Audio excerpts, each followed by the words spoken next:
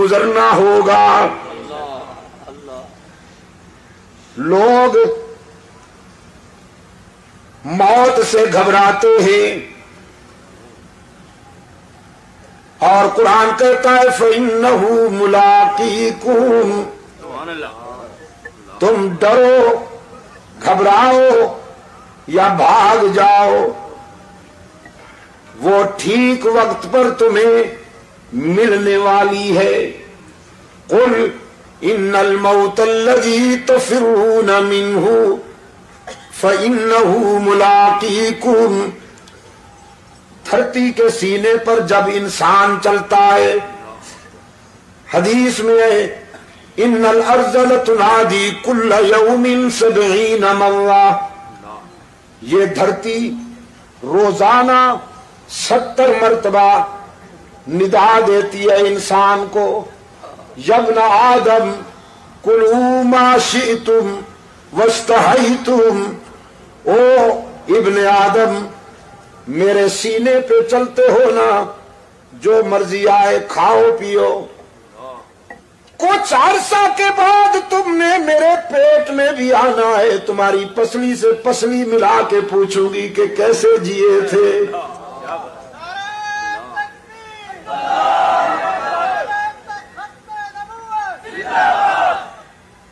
اپنی راحتوں میں انجام کو نہ بھول جانا، اپنی خوشیوں میں موت کو نہ بھول جانا کہ وہ ٹھیک وقت پہ آنے والی ہے۔ ابن ادہم بڑے روشن ضمیر ہیں، بادشاہ تھے، زر و سیم کی فراوانی تھی، خدام کا لشکر ہر وقت ان کے اشارہ ابرو کا منتظر ہوا کرتا تھا۔ خواب گاہ میں پہنچے، سلیپنگ روم میں، بیڈ روم میں پہنچے، وہ خادمہ بیچاری کنیز جو شاہی بستر بچھایا کرتی تھی، بادشاہ کا بستر بچھاتے ہوئے آرزو پیدا ہوئی کہ چند لمحے اس پر ذرا سو کے تو دیکھوں کتنی راحت ملتی ہے۔ بستر پہ چند لمحوں کے لیے سوئی، جسم جو مٹی پہ لیٹا کرتا تھا، سنگریزوں پہ لیٹا کرتا تھا، وہ اطلس و کم خواب کی چادروں والے شاہی بستر پہ لیٹا تو نیند نے اپنی آغوش میں دبوچ لیا اس کنیز کو، نیند کی وادی میں چلی گئی۔ اتنے میں ابراہیم ابن ادہم ہاتھ میں درہ لے کر بیڈ روم میں داخل ہوا، خوابگاہ میں داخل ہوا، دیکھا کنیز میرے بستر پہ سو رہی ہے، غصے اور جلال میں پاگل ہو گیا، اس کو جگائے بغیر درے لگا کر سزا دیتے ہوئے یہ سمجھانے لگا کہ تجھے جرأت کیسے ہوئی کہ بادشاہ کے بستر پہ سو گئی ہو۔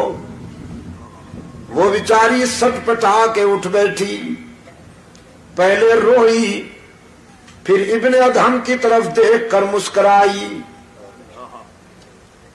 شاہی مزاج میں یہ دونوں ادائیں سمجھ میں نہ آئیں۔ ابن ادہم کہنے لگا تیرا رونا تو سمجھ گیا ہوں کہ درے پڑے ہیں، ہنستی کیوں ہو؟ وہ کنیز کہنے لگی ہنستی روئی تو اس لیے ہوں کہ تیرے درے نے میرا چمڑا ادھیڑ ڈالا ہے، اور ہنستی اس لیے ہوں کہ اس بستر پہ 5 منٹ سوئی ہوں تو 5 چابک نقد لگ گئے ہیں، جو ساری زندگی سو رہا ہے پتہ نہیں اسے کتنے چابک سہنے پڑیں گے۔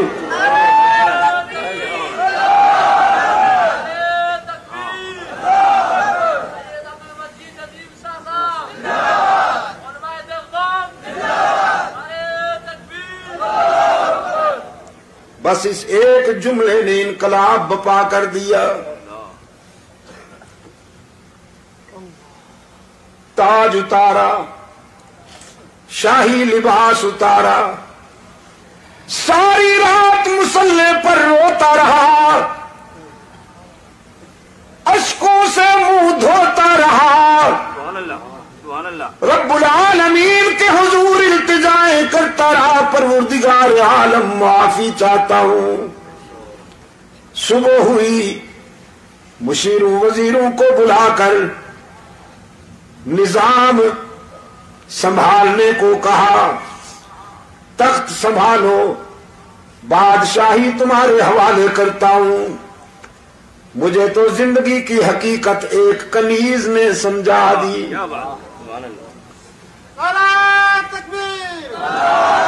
اب شاہی تخت پہ نہیں بیٹھوں گا، اب تو اس کو راضی کرنے کی کوشش کروں گا. قرآن کریم اسی حقیقت کی طرف متوجہ کرتا ہے. دنیا میں آ کر اپنے پیدا کرنے والے کو نہ بھول جاؤ، جس نے راحتیں عطا کی ہیں، جس نے مسکراہٹیں عطا کی ہیں. نہیں معلوم آپ کو کہ اس آنکھ کی کیا قیمت ہے، لیکن جیب میں ڈال کر لے جائیے اربوں روپے کا چیک، منڈی میں آنکھ خرید کیجئے، نہیں ملے گی. اس نے بغیر کسی قیمت کے یہ نعمت تجھے عطا کر دی. قرآن کریم یاد دہانی کراتا ہے، أَلَمْ نَجْعَلْ لَهُ عَيْنَيْنِ وَلِسَانًا وَشَفَتَيْنِ وَهَدَيْنَاهُ النَّجْدَيْنِ. اے ابن آدم، غور کیا کبھی تو نے اپنی 5 فٹ کی اس کائنات میں دور تک نظر نہیں جاتی تو اپنی اس 5 فٹ کی کائنات پر غور کرنا، تیرا پیدا کرنے والا تجھے سمجھ میں آ جائے گا. تیرے چہرے میں یہ 2 چراغ جلانے والا کون ہے؟ تیرے گوشت کے ایک ٹکڑے کو دیکھنا سکھا دیا، گوشت کے ایک ٹکڑے کو سننا سکھا دیا، گوشت ہی کے ایک ٹکڑے کو بولنا سکھا دیا. تو پختونستان میں رہتا ہے تو یہ پشتو بولتی ہے، انگلستان میں رہتا ہے تو یہ انگلش بولتی ہے، پنجاب میں رہتا ہے تو یہ پنجابی بولتی ہے، سندھ میں رہتا ہے تو یہ سندھی بولتی ہے، عرب میں رہتا ہے تو یہ عربی بولتی ہے، چین میں رہتا ہے تو یہ مکھیوں کی طرح بھن بھنا کر چینی بولتی ہے. جہاں تو رہتا ہے وہاں یہ اسی زبان میں، اسی لہجے میں تیری نوکری کرتی ہے. زبان بدلنے کی ضرورت نہیں، اسپیئر پارٹس کی دکان پر جانے کی ضرورت نہیں. ہاتھوں کو قوت لامسا عطا کی، پاؤں کو قوت ماشی عطا کی، دماغ کو قوت حافظہ عطا کی. رب العالمین نے فرمایا وَفِي أَنفُسِكُمْ أَفَلَا تُبْصِرُونَ. کبھی اپنی ذات پہ غور کرو نا، ہم نے تمہاری ذات میں بھی عبرت اور بصیرت کے بہت سارے مناظر دکھائے ہیں تمہیں. جب اس قدر مہربانی کی ہے تو پھر تمہاری جبین بھی میرے سوا کسی کے آگے نہیں جھکنی چاہیے. قرآن پاک نے فرمایا ام کنتم شہداء اذ حضر یعقوب الموت اذ قال لبنیہ ما تعبدون. یاد ہے کچھ؟ جب یعقوب پر موت آئی، اپنے بیٹوں کو بلایا اور بیٹوں کو بلا کر یہ نہیں کہا تمہارے لیے ملیں بنا کے جا رہا ہوں، ذرا اچھی طرح سے سنبھالنا. जागीरों का ख्याल करना, कोठियों और बंगलों का ख्याल करना नहीं। याकूब अलैहिस्सलाम ने अपने बेटों को बुला के फरमाया, मा ताबुदून मिन बादी, बेटो मेरे बाद किसकी इबादत करोगे, मेरे बाद किसके सजदे करोगे, मेरे बाद किसके आगे दामन फैलाओगे, मेरे बाद किसको हर जगह मौजूद मानोगे, मेरे बाद किसको मस्जूदो माबूद मानोगे, अल्लामुल गुयूब मानोगे। अम कुंतुम शुहदा is Hazra Yakub Al मौतु is क़ाल लिबनीहि मा ताबुदून। फिर बेटे भी पैगंबर के तरबियत याफ्ता थे, सबने नारा लगाया, नाबुदु इलाहा का व इलाहा आबाइका इब्राहीमा व इस्माइल।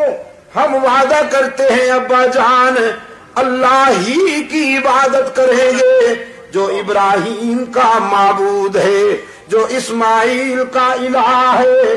हम तेरे सबक को नहीं भूलेंगे, तेरी विरासत की लाज रखेंगे, तेरे बताए हुए रास्ते पर पूरी जिंदगी गुजार देंगे, अल्लाह के सिवा किसी को माबूद नहीं मानेंगे। हमारा इलाह कौन है? याकूब के बेटू ने वादा किया, हमारा इलाह कौन है? मस्जूद कौन है? शेर शाह के शेरों, जरा शेरों की तरह बोलो ना, तौहीद के शेरों जरा शेरों की तरह बोलो, ताकि शिर्क और बिदअत की दुनिया के गीदड़ सही हो जाएं। हमारा इलाह कौन है? ही पे जर्ब लगा के जरा दाएं बाएं देखकर कोई भी का बीमार चुप बैठा हो या हैरान बैठा हो तो उससे भी कहलवाओ। कालू नाबुदु इलाह का, हम वादा करते हैं कि उसकी ही इबादत करेंगे जो इब्राहीम और इस्माइल का माबूद है। हम भी हर नमाज में वादा करते हैं नाबुदु इय्याका। याकूब के बेटू ने जो वादा किया था वही वादा कुरान रोजाना हमसे भी लेता है। नाबुदु इय्याका, इय्याका नाबुदु व इय्याका नस्ताईन। हम तेरी ही इबादत करते हैं और पता नहीं वो दिन कब आएगा यार, पता नहीं वो दिन कब आएगा कि जब मैं पूछूं तो सबका जवाब सही मिले। मेरा दिल क्या चाहता है हाजी साहब, भाई हाजी अब्दुस्तार साहब, मेरा जी ये चाहता है कि सारी जिंदगी सिर्फ सूरह फातिहा